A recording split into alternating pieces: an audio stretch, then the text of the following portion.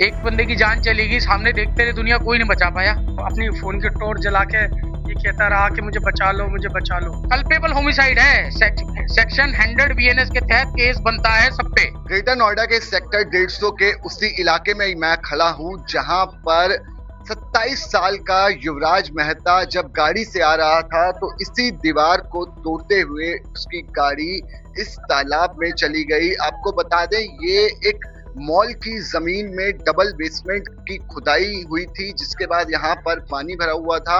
और मौके पर मैं आपको ये दिखाना चाहूंगा, जब ये गाड़ी उस तरफ से सड़क से आ रही थी तो ये जो अब आपको साइन बोर्ड लगे दिख रहे हैं, उस समय यहाँ पर किसी तरीके का कोई साइन बोर्ड मौजूद नहीं था। और युवराज जब कोहरे में सीधा आ रहा था तो कोई साइन बोर्ड ना होने की वजह से वो गाड़ी सीधा यहाँ पे लेके आता है। दीवार तोड़ते हुए गाड़ी सीधा इस तालाब में जा गिरती है। गाड़ी अभी तक बरामद नहीं हुई है, जबकि युवराज की बॉडी को कल सुबह बरामद किया गया था।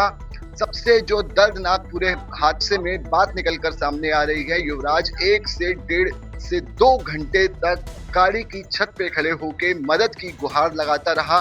मौके पे एनडीआरएफ पहुंचती है, पुलिस पहुंचती है, जो ये बहाना लगाती नजर आती है कि इस पानी के नीचे सरिये हैं और पानी बहुत ठंडा है। जिसके बाद 2 घंटे बाद यहाँ पे ही मौजूद उस वक्त भीड़ में एक जोमैटो की डिलीवरी बॉय पानी में जाता है और काफी देर ढूंढता है, लेकिन उसे युवराज की बॉडी नहीं मिलती। प्रशासन की जो सबसे बड़ी लापरवाही निकल कर सामने आ रही है वो ये है, जिस एनडीआरएफ को अप्रिय घटनाओं के लिए, भूकंप के लिए, बाढ़ के लिए ट्रेनिंग दी जाती है, वो यहाँ पर एक जान बचाने के लिए गुहार लगाते हुए लड़के की जब जान नहीं बचा पाता तो ये रीजन देता है कि सरिया है नीचे, पानी बहुत ठंडा था। तस्वीरें आप देखिए, यहाँ पर मॉल की खुदाई का काम चल रहा था, डबल बेसमेंट की यहाँ पे खुदाई थी, जिसके बाद प्रशासन की अनदेखी के चलते यहाँ पर पानी भर गया। हादसे पर बात करने के लिए कुछ और लोग भी हमारे साथ मौजूद हैं, बात करते हैं। सर क्या कहना चाहेंगे पूरे हादसे को लेकर? यही रहते हैं? हम बिल्कुल यही रहते हैं, सेक्टर 50 में ही रहते हैं। और ये जो हुआ है हादसा, ये अवॉइडेबल था। अगर पहले से ही, कहते हैं ना, prevention is always better than cure, वो हो सकता था। हम क्यों रिएक्टिव होते हैं, हम प्रोएक्टिव क्यों नहीं होते? क्या ये अथॉरिटी को दिख नहीं रहा था?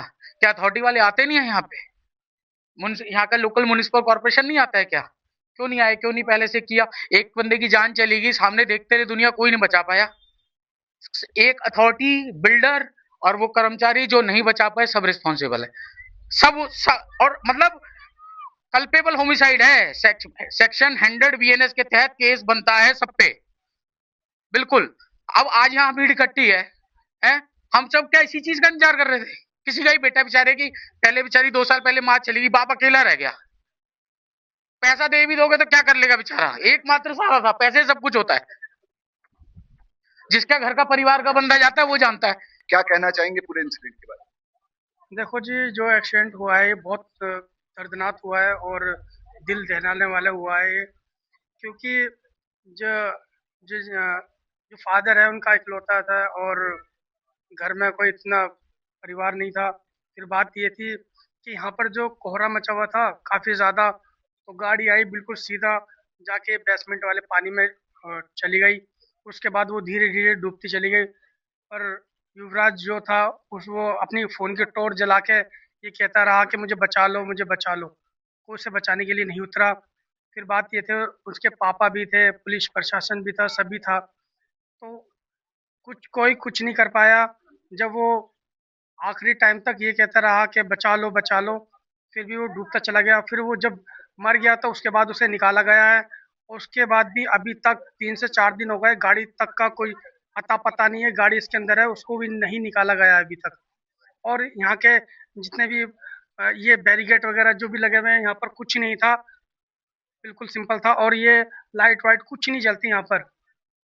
तो कोहरे में इंसान क्या कर सकता है? किसी को कुछ दिखेगा ना, तो ये किसकी गलतियाँ हैं? जब प्रशासन की इतनी बड़ी लापरवाही है, उस समय यहाँ पर वो मदद की लगातार जब गुहार लगा रहा था, कोई नहीं पहुंचा? नहीं पहुंचे थे यहाँ पर, पुलिस प्रशासन भी था और जो लड़का था उसके पिताजी भी थे यहाँ पर। वो पिताजी उसे संतुष्ट कर रहे थे, बेटा हम बचाएंगे बचाएंगे, कर रहे हैं। तो काफ़ी लोगों ने मतलब कहा कि इधर से जाओ, उधर से जाओ, कि बचाओ उसे, पर कोई नहीं उतरा वहाँ पर। कोई नहीं उतरा पानी में। मैं आपको एक बार दिखाना चाहूंगा किस तरीके से वो जहां से गाड़ी सामने आ रही थी, ये गाड़ी जैसे आप सामने आती देख रहे हैं, इसी तरीके से यहाँ से गाड़ी आ रही थी जो बिना किसी साइन बोर्ड और यहाँ पर लाइट्स ना होने की वजह से सीधा, ये जो आपको अभी बोर्ड्स नजर आ रहे हैं ये उस समय मौजूद नहीं थे। युवराज सीधा गाड़ी लेके आता है और सीधा ही चला जाता है, क्योंकि कोई यहाँ पर बैरिगेट नहीं था, प्रशासन की तरफ से कोई साइन बोर्ड की मौजूदगी नहीं थी, जिसके बाद गाड़ी सीधा तालाब में जा गिरती है। और यहाँ पर जो बताया जा रहा है पूरे मामले में, अभी तक एक जेई को सस्पेंड किया गया है, जो बिल्डर हैं मॉल के, उनके खिलाफ मुकदमा दर्ज किया गया है।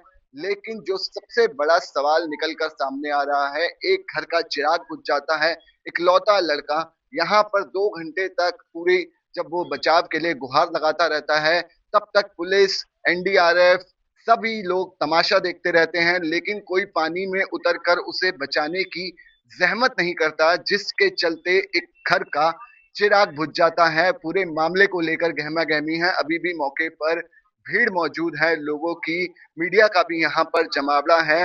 लेकिन ये जो बड़ी बड़ी सोसाइटीज आप देख रहे हैं और डेवलपमेंट के बड़े बड़े सरकार के दावों के बीच, ये नोएडा की पोल खोलती तस्वीरें आपके सामने हैं। प्रशासन की लापरवाही एक और जान लील लेता है, मौके पर पहुंचने के बाद भी प्रशासन उसकी जान नहीं बचा पाता। जिस एनडीआरएफ को भूकंप, बाढ़ जैसी अप्रिय घटनाओं के लिए ध्यान में रखते हुए ट्रेंड किया जाता है, वो जरा से गहरे पानी में जाने की जहमत नहीं करता, बोलता है कि सरिये हैं, पानी बहुत ठंडा है। अंकल जी, प्रशासन की इस लापरवाही के बारे में क्या कहना चाहेंगे? क्या करें, लापरवाही तो पूरी है जी, दिख रहा है जी। ये भी नहीं थे पहले, है जी। अब ये हुआ है तो गलत हुआ है। सभी की जुबान पर एक ही बात है, जो हादसा हुआ है वो बेहद गलत है, जो कि नहीं होना चाहिए था।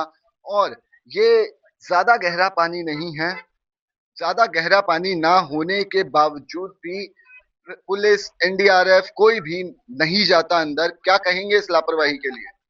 लापरवाही के लिए क्या बोलेंगे जी, जब उसका बेचारे का पूरा ही सब कुछ उजड़ गया, अब क्या कहेंगे? बचा ही नहीं कुछ कहने के लिए।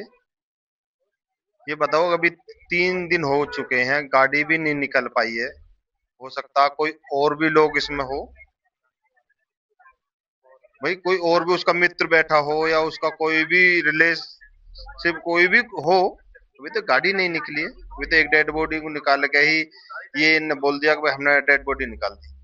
बड़ी बड़ी सोसाइटीज के बीच अगर कोई हादसा हो जाता है तो ये हादसा उस बात की गवाही दे रहा है कि हमारा प्रशासन कितना इन तरह की घटनाओं के लिए तैयार है।